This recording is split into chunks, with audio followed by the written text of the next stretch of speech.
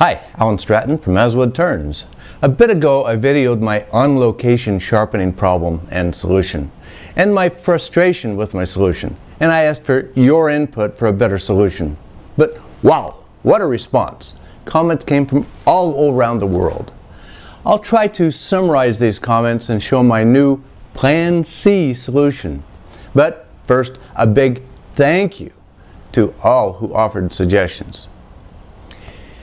Let's begin with my constraints. First, the problem centers on a portable mini lathe. So upgrading to a larger lathe or a different lathe is not an option, nor is hauling around other heavy gear. The solution must be portable, safe, compact, lightweight, and inexpensive. Several offered commercial solutions.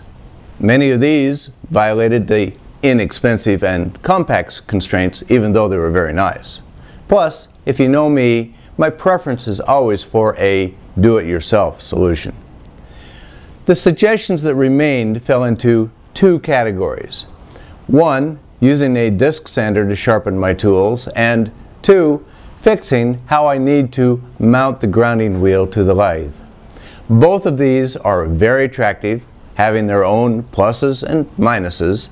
So in true wise decision maker style, I chose both. I'll describe the end result of both of these, plus a bonus solution. First, the disc sander. For the disc sander, I made a threaded wood faceplate from poplar, and you can watch my wood faceplate video for more details on that. After truing the face of the faceplate, I glued on a 10-inch piece of MDF, turned it to a 10-inch diameter, and stuck on a piece of pressure-sensitive adhesive, or PSA, 80 grit sanding disc. Now, using my tool rest, I can sharpen my tools. I haven't decided whether it's best to use the near side of the disc, cutting the tool point first, or on the far side for the reverse. Probably I'll find myself using both depending on the tool and the profile it needs. This will all be freehand turning. I'll be able to true up my tools on my grinding wheel and jig at home. I can also use this to sand wood as necessary on the road. The minus is that the bevel grind is flat or convex, not concave, unless you prefer flat bevels, in which case it's a plus instead of a minus. The next group of suggestions had to do with fixing the arbor holding my 80 grit grinding stone. There were a lot of great suggestions here, many from wood turners with metal lathes or metal experience. The bottom line is that if you have a metal lathe or a good friend with a metal lathe, you can do practically anything and in many different ways. Now, I don't have much metal experience, nor do I have a metal lathe.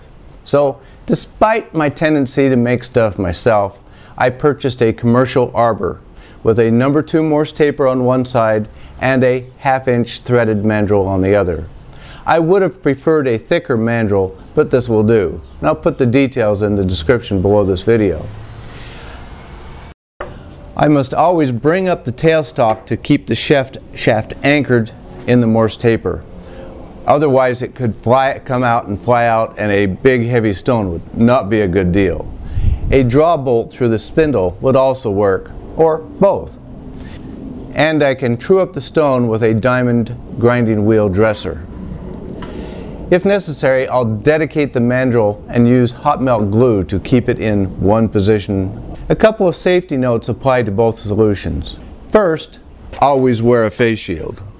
Second, a dust mask is also a very good idea. Do you want grinding grit and dust in your lungs?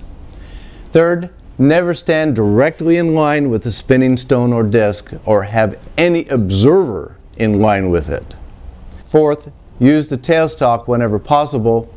Another one, cover the lathe bed with a towel to trap grit that would scratch and grind the ways in ways you don't want to happen. And sixth, use common sense and keep your wits about you. Most safety is being aware of the possibilities before the fact rather than after they happen. Now the bonus.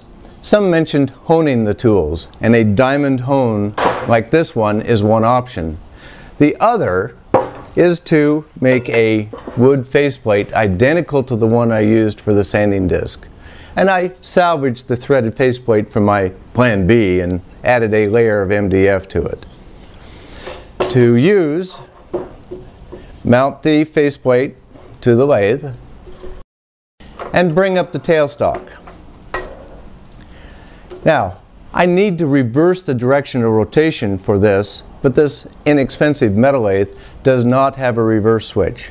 However, since it is a mini lathe, it is small enough to spin around so that I can use it with the correct rotation. Never hone with the disc coming down onto the edge. Now apply honing compound to the edge of the disc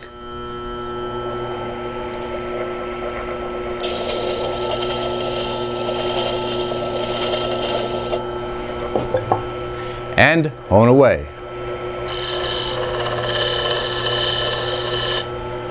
With just a little effort, you can get a mirror polish on your tools and be really sharp. There you have it.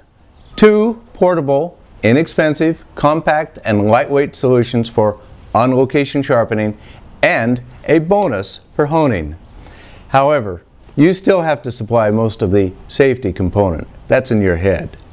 The question now is, am I totally on the wrong track? Or what refinements would you make to these systems? And please add your suggestions below this video. Meanwhile, be sure to like this video and subscribe to my website and YouTube channel. Safe turning makes for good turning. Please wear your face shield. Until next time, this is Alan Stratton from As Wood Turns.